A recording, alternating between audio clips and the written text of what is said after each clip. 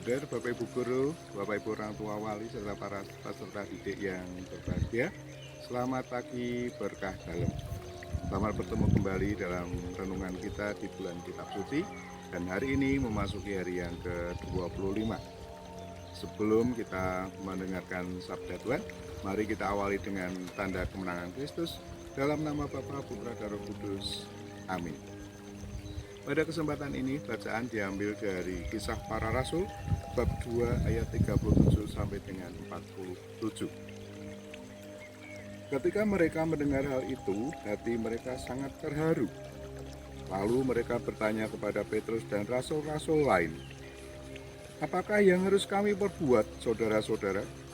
Jawab Petrus kepada mereka, "Bertobatlah dan hendaklah kamu masing-masing memberi dirimu dibaptis dalam nama Yesus Kristus untuk pengampunan dosamu. Maka kamu akan menerima karunia Roh Kudus. Sebab bagi kamulah janji itu, dan bagi anak-anakmu, dan bagi orang yang masih jauh, yaitu sebanyak yang akan dipanggil oleh Tuhan Allah kita." Dan dengan banyak perkataan lain lagi, ia memberi suatu kesaksian yang sungguh-sungguh, dan ia mengecam dan menasihati mereka, katanya, "Berilah dirimu diselamatkan dari angkatan yang jahat ini." Orang-orang yang menerima perkataannya itu memberi diri dibaptis, dan pada hari itu jumlah mereka bertambah kira-kira 3.000 jiwa. Mereka bertekun dalam pengajaran rasul-rasul dan dalam persekutuan, dan mereka selalu berkumpul untuk memecahkan roti dan berdoa. Maka ketakutanlah mereka semua, sedang rasul-rasul itu mengadakan banyak mukjizat dan tanda. Dan semua orang yang telah menjadi percaya tetap bersatu, dan segala kepunyaan mereka adalah kepunyaan bersama. Dan selalu ada dari mereka yang menjual harta miliknya, lalu membagi-bagikannya kepada semua orang sesuai dengan keperluan masing-masing. Dengan bertekun dan dengan sehati, mereka berkumpul tiap-tiap hari dalam bait Allah. Mereka memecahkan roti itu di rumah masing-masing secara bergilir, dan makan bersama-sama dengan gembira dan dengan tulus hati, sambil memuji Allah. Dan mereka disukai semua orang, dan setiap hari Tuhan menambah jumlah mereka dengan orang yang diselamatkan. Demikianlah sabda Tuhan. Saudara, Bapak Ibu wari, dan juga para peserta didik yang berbahagia, pada bacaan kali ini kebetulan memang diangkat juga oleh keuskupan di dalam bulan Kitab Suci ini sebagai satu bahan refleksi untuk menyadari keberadaan kita sebagai warga gereja. Dari bacaan tadi ditekankan tentang jemaat yang pertama, kebiasaan hidup jemaat yang pertama. Ada 5 hal yang disimpulkan.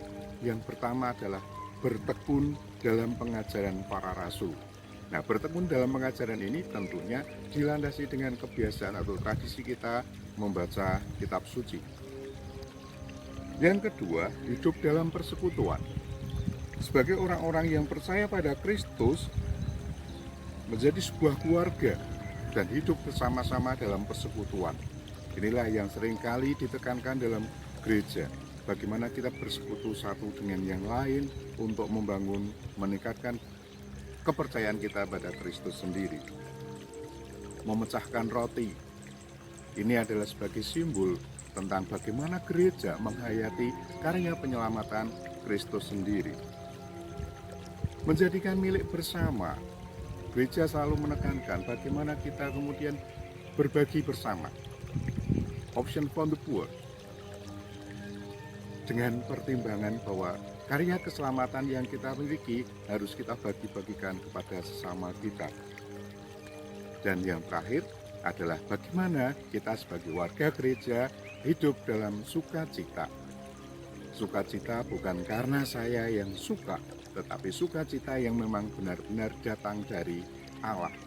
Sukacita yang ada dalam diri kita. Ketika sukacita itu keluar dari dalam diri kita, apapun yang di luar terjadi, hati kita selalu akan memancarkan rasa sukacita itu dalam kehidupan sehari-hari.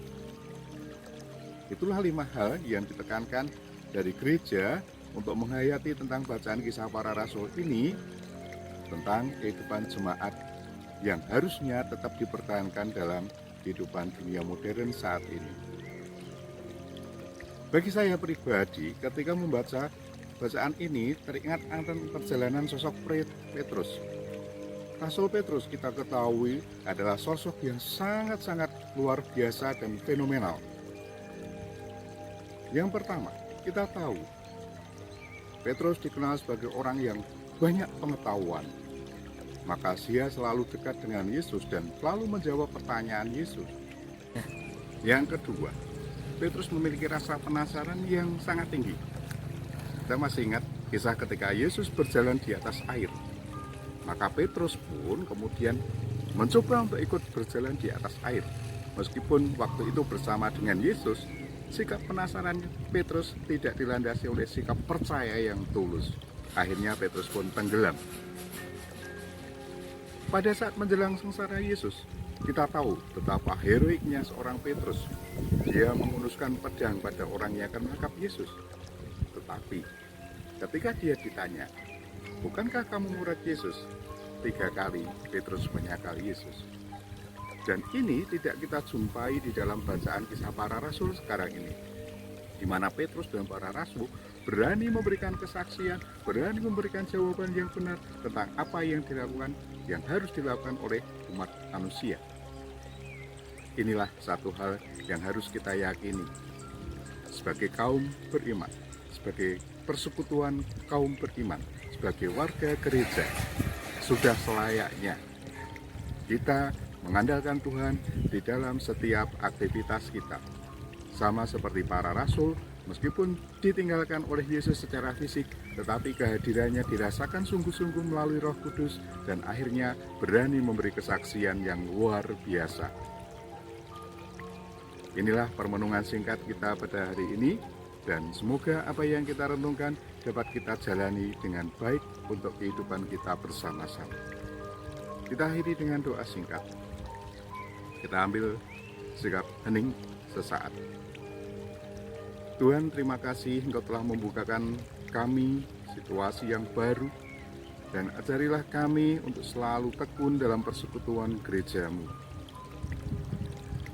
Dampingilah kami senantiasa agar kami berani menjadi saksi-saksi-Mu, berani untuk berbuat baik seperti yang Engkau ajarkan sendiri pada kami, berani untuk menolak hal yang tidak sesuai dengan ajaran-ajaran.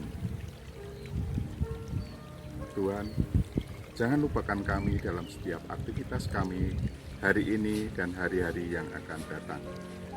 Amin. Dalam nama Bapa, Putra, dan Roh Kudus. Amin.